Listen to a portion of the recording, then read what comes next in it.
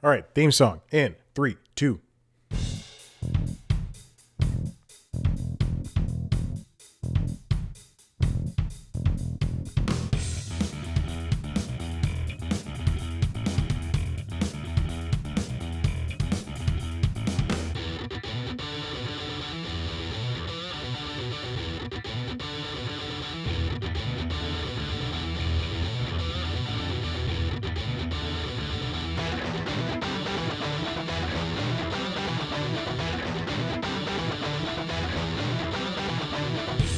And welcome back to the Constitutionals podcast. I'm your host, Chad White. If you didn't know, this is the premier podcast for the website cpluscomedy.com. Like I just said, it's a website. I think you should go there. Welcome back in. Jesus. Welcome back in. I am currently recording my third podcast in about 40, no, excuse me. What? In 2 hours. It doesn't matter. I don't care. Who cares? I should have done all these things yesterday. Anyway, here we are, back at it again, talking about things that are happening in the world. What was I going to do this week, or what did I do this week? That's usually how this show happens. It works. As you can see, I'm not recording in the dead of night anymore right now. It's midday. I have to take Maverick out for a walk in about 30 minutes. Unfortunately, I spent too much time at the gym this morning, and I got back at 8. So he was holding it. He was holding his bowels, for more than 8 hours. I try to get back from the gym in, around 7.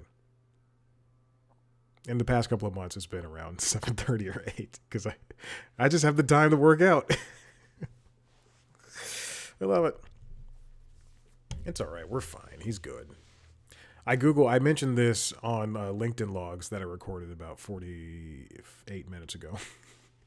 But I Googled, when do pit bulls calm down? Because every single morning I open up that crate, he comes out with all of his weight and just runs. He runs like crazy and he barks as if he's never seen the light of day before. I'm like, dude, chill out. Oh my gosh. And then Nova's mad because she's like, I'm hungry. Where were you? Where were you, mother? Because remember, cats see you as their moms, and they see you as cats. Dogs see you. They know that you're not dogs. Even the cats are smarter, and they see you as cats. That's crazy. I had to, again, do some Googling of that. What else is going on? Well, this is uninteresting to anybody, but in an effort to not look at news, on Monday, I started futzing around with NVIDIA GeForce Now, which is a game streaming platform hosted by NVIDIA, the chip people, I guess. I don't know. And I like it. I messed around with it before because I already had an account with them, and I enjoy it, and it's wonderful. I have to enter my security code as I go to my Authenticator of choice to dig in on these numbers. But I like it, and it's a subscription service, and what you do is I don't know why I went to the website. I could have just opened up the app on the computer. I just realized I had it on the computer. But what you do is you connect all of your PC accounts, all your gaming PC accounts, your Steams, your Epic Game Stores, your Blizzards, all that stuff. You connect it to that, and then here it is popped up. And then you can, I wonder if I can share this on the screen. Let's see. Share NVIDIA GeForce Now. There you go. So you can, that's pretty cool. Look at that. All right.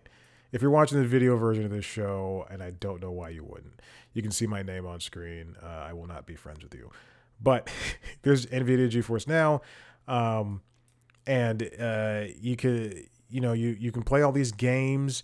If you have a library connected to it, like your Steam, then you get all of your games that you own available to play on there. And then you can also buy games, from whatever store you want to do. Also, Xbox Game Pass is on there. So if you have Xbox Game Pass, which is Xbox's gaming subscription service, then you can play all the games available on that. So I did not know that. I had no idea that that was something that could happen. So I started messing around with it, and now I can play, you know, all games from Xbox Game Pass on my Mac. It's crazy, and my iPad, and most importantly, my Steam Deck, which I've been trying to get Game Pass games on there without having to. Steam Deck is owned by Valve. It's Linux based operating system, and there's no native Xbox or Microsoft apps on there, so you have to do a lot of side loading. And while it's easy, it's still something you have to manage. Go back to the desktop, update those apps, blah blah blah. It's too much computer for me. I'm so lazy. I just want to get a Windows handheld like the Lenovo Legion Go, and just. I know Windows is not, and Windows is not a good touchscreen thing. It's not built for handheld devices. But I would rather have that happen than have to deal with everything. But anyway, yes, now I can play. I own. I was about to say a game that I own multiple times over. I can play Marvel Midnight Suns, a game I own on my Steam account. I can play, instead of downloading it to my Mac, or even seeing if it's compatible with the Mac, I can just play it over the internet on my Mac, or I can play it on my iPad, or I can play it on my phone, which is very, very cool, or the Steam Deck. Here's a better example. I don't own No Man's Sky on Xbox. I own it on PlayStation. If I wanted to play No Man's Sky on Xbox, I would have to go to Game Pass and download it, or I could go to NVIDIA's GeForce Now and play it over the cloud without downloading it. The thing is, again, subscription, there's a free tier. You can only get an hour, and you have to wait for a computer to open up. So there's like computer servers, rigs they call them, and wherever their home base is. And and you're basically assigned a computer behind, the time of day you're playing, behind 10, 20, 100, a couple hundred people. And you only get an hour. There's other tiers, but they sold out of the middle tiers. And the most expensive tier is available, but I'm not paying $20. I just need to play for a little bit. That's it. So GeForce Now, that's my new thing. What else is going on?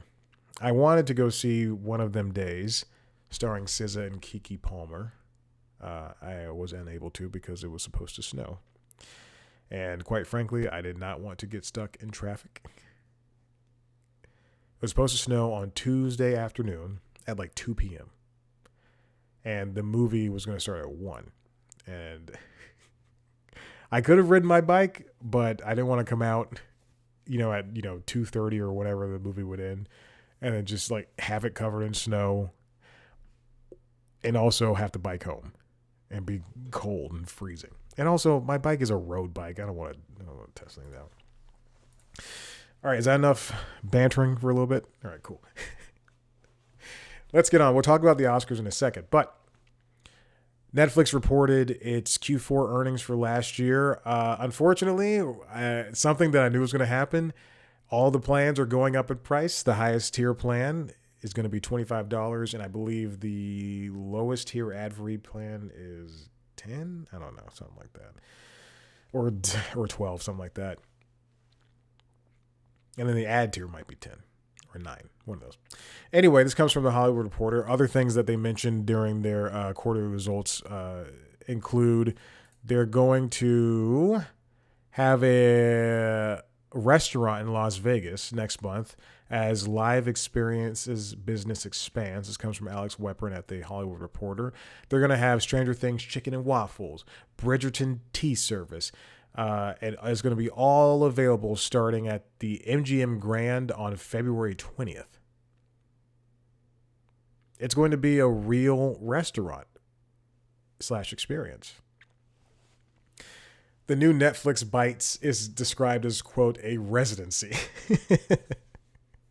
So it's not going to be like the LA pop-ups that you've heard about. I believe there was a, oh my God, what is the LA pop-up with the Eddie Murphy movie, Coming to America? What was that? Oh God. What? McDowell's. That's what it was called. Yeah. Yeah. Because I remember hearing about that. There's also not Back to the Future. Saved by the Bell pop-up. Pop-ups are popular. They're very cool. In Atlanta, they're not Atlanta. In Buckhead, there was a pop-up with the slime, Nickelodeon slime pop-up. In a place that is so, I'm not saying, look, and that's the reason why I corrected myself from Atlanta and Buckhead is because it's like Beverly Hills and regular Los Angeles. It's two different things. One's for rich annoying people, and the other one's just for regular annoying people. But the pop up is in an area of Buckhead that is so annoying. All of Buckhead's annoying, but it was so detrimental to my health to get to. At the time, I was working at Bounce TV, and I drove by it constantly. 5 o'clock traffic, I could never do it again. 8 o'clock in the morning traffic, I could never do it again. That's one good thing about the pandemic was that it hit when I was working there, and since I was one of 5 people going to work, I was in and out, baby. The menu is going to include, I already mentioned Stranger Things and Bridgerton. Other shows include, Money Heist, One Piece, Love is Blind, Nailed It, The Floor is Lava. Okay. Okay. You can look at the menu yourself. It's fine. MasterCard holders will get priority seating and reservations. Jesus. Okay. That's stupid. I guess they're partners. As it happens, another major entertainment company is set to open an experimental business in Las Vegas this year. NBC Universal will open a year-round version of its Halloween Horror Nights in the city. Well, with haunted houses based on the films Exorcist Believer, Texas Chainsaw Massacre, and so on. I just watched the new Texas Chainsaw Massacre. The one that just came out in 2022. It was all right. That was during my horror month, my October, when I was watching horror movies. One a day. There's also, this comes from Mariella Moon at Engadget. Netflix's push into gaming will add party and couch co-op. Squid Game Unleashed is set to become its most downloaded game yet, also. Gregory Peters, Netflix's co-chief executive officer, said that the company has made some, quote, good early progress since it launched games during a call. He has also mentioned the company's plans for future gaming on the service, including rolling out party and couch co-op games that you can stream online. The technology was being tested last year, but it was limited, and they didn't really talk about how well it turned out. But the company wants to keep investing in it and expanding its reach. It'll be very fun. You know, people want to play games together, and online is typically the way I do it. Couch co-op is great because you can have games like Jackbox Party Pack and all 8 or 9 iterations of it and play games together or online, and people really love that stuff. I think couch co-op is great. You know, It Takes Two is a game that people played together and it won awards because it told a great story and had great characters and great gameplay. And you could play it next to each other at home. And the same goes for A Way Out, which is a game you could play online or together. And it was about two guys escaping jail, I think. I don't remember. I didn't play it because it takes two players. And I won't have someone to play with. Every woman I've ever dated never played video games. And so I never played video games in front of them. It's very true. I don't want the New York Times games to send me notifications. Don't.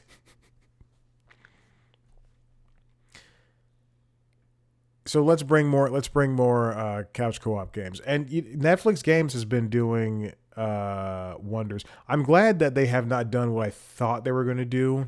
They could still do this. Break out Netflix games into its own subscription.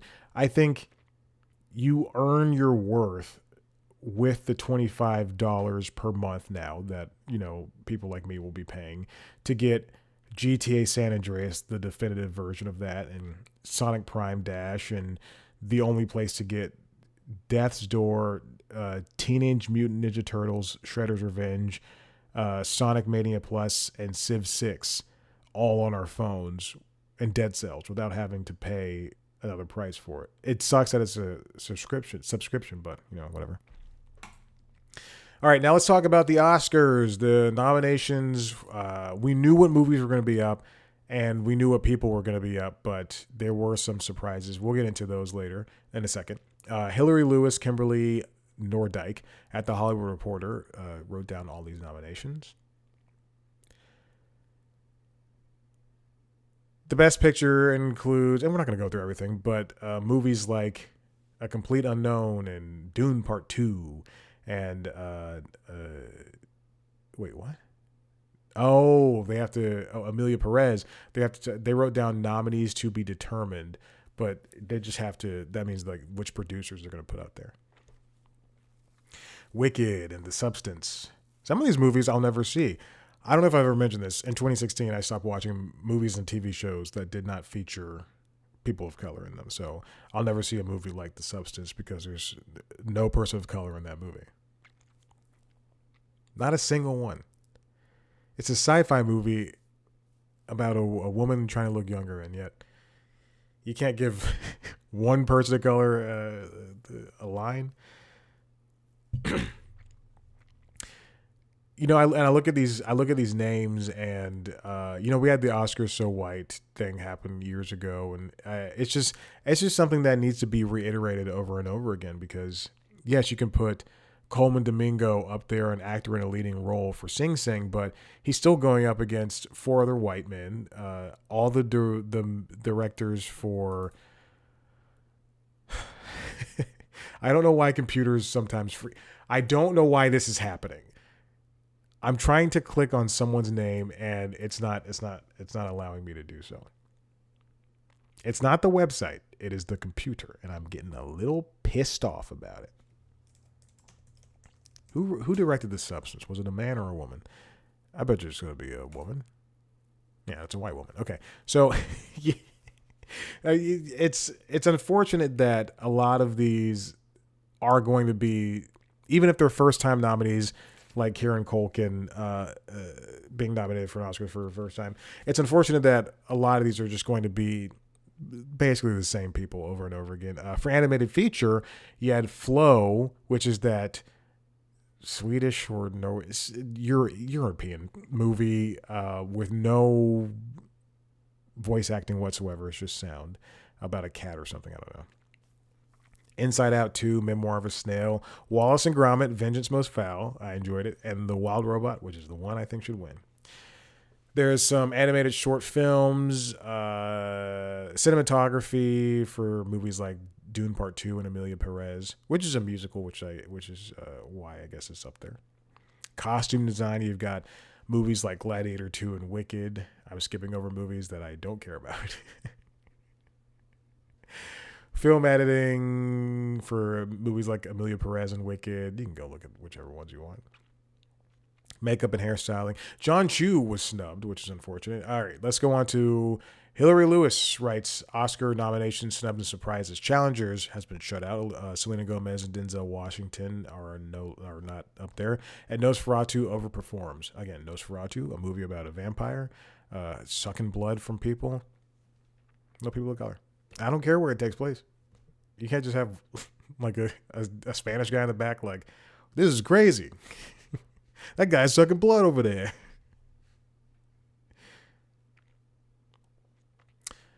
The BAFTAs came out, and along with being snubbed there, Denzel Washington was also snubbed here. Challengers had many Golden Globe nominations for Zendaya and a win for Trent Reznor and Atticus Ross for their songs. It did not receive an Oscar nomination at all. Queer did not receive any nominations. The movie starring Daniel Craig as a gay man. He was also snubbed for the BAFTAs. Gladiator 2 only got that one nomination for the costumes. That's interesting. Wow. Maria received one nomination in the movie starring Angelina Jolie as that opera singer. And it was for cinematography. I believe Pamela Anderson was snubbed as well for The Last Showgirl. Ah, she was, yes. That was correct. Oh, look at me. That was correct. Oh boy. Dune did well. Dune Part 2 did not. It only managed to get adapted screenplay, costume design, makeup, and hairstyling and editing. But it got that coveted Best Picture nom. Now, this comes from, the next part comes from the New York Times, written by Kyle Buchanan. There are more takes. Oscar voters pick Trump. Initially, it was a rough road for the Donald J. Trump biopic, The Apprentice. But Sebastian Stan, the guy that goes to my gym, was able to get his nomination. His new movie, A Different Man, I believe, is on Max as well. Just landed last week. There are some last-minute surprises for the, again, from Buchanan writes, for these movies, including movies like Nickel Boys and the Brazilian film I'm Still Here.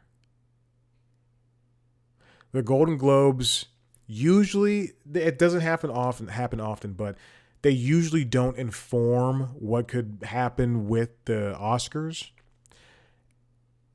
And it says, this year the Globes were right, more or less.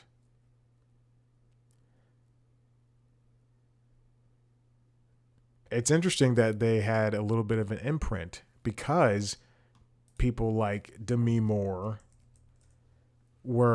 she got her first Oscar nomination for actress in a leading role in the movie The Substance. Again, a movie I'll never see.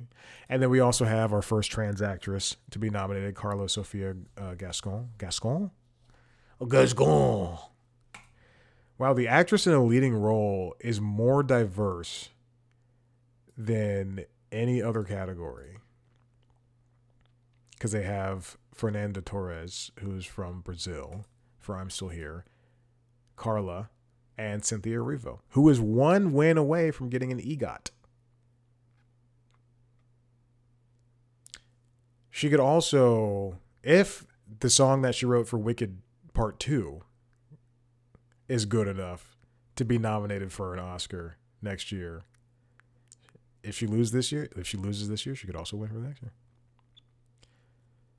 Oh, it's interesting. Ariana Grande is the actress in a supporting role for Wicked, and then the actress in a leading role is Cynthia Erivo. I wonder if they're going to switch that for next year. We'll see.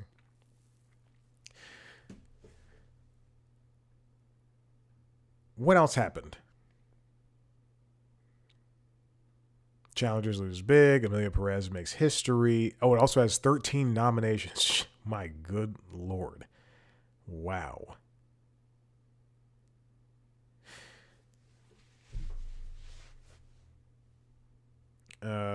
Two cisgender actors have won Oscars playing trans roles, Jared Leto and Dallas Buyers Club. A good movie, a movie I will never see again. There's movies that you don't need to see again. You see them once again, I get it. And then Hilary Swank in Boys Don't Cry. But if Gascon prevails, she'll become the first trans actor to have won off their own merit. Speaking of speaking of trans, Jesus. I was when I work out at home, I typically watch. I try not like okay. Years ago, I hated watching things while I was working out, like period. But when I'm at home, the TV's just sitting there. So yesterday, I tend to just watch action movies, like B level action movies, B and C level action movies, documentaries that I kind of just don't want to pay attention to. With the exception of the SNL 50 doc, I was doing yoga last night and I just wanted to knock out the last 30 minutes of the final episode. Um, but I was in an effort to avoid news yesterday. Because I usually watch the news in the morning. I was perusing Netflix and I was on my queue and I just chose a show. Just I said, fine, let me just knock this out of the way. And I started watching Baby Reindeer. I knew the story. I read up on what happened, and God, everybody in that show so far. I've only seen like 3 episodes, but everybody in that show is fantastic, and I enjoy it. And it's Richard Gadd's very interesting. Jessica Gunning is great, and Nava Mao is fantastic. They're all so very good, and there were moments when I went, "Oh no!" like just out, like I'm on the bike. Oh God! Oh stop! Why are you doing this? I know I'm a year behind on this, but truly, I just wanted something. Anyway, that's it. Listen, if you like what you heard here, the Oscars are going to be interesting, if not boring. They're going to be very boring, is what I'm trying to say. If you like what you heard here, and I don't know why you wouldn't, head to the website cpluscomedy.com where you can see me talk to your favorite celebrities sometimes. Hopefully, after these fires have settled, I'll be able to nab some more interviews because a lot of them had to be canceled. If you want to see a video version of the show, head to youtube.com/cpluscomedy. Where you can see a video version of the other shows, LinkedIn Logs, which is a job podcast, and Late Night Lately, the Late Night Show. Subscribe to those shows wherever you get your podcasts. I'm talking about Apple Podcasts, Spotify, TuneIn, the rest, Amazon Music, YouTube Music, TikTok, Instagram, Blue Sky, Facebook @CPlusComedy, me @ChatBlackWhite. Thank you so much for listening. We'll see you next time. Bye.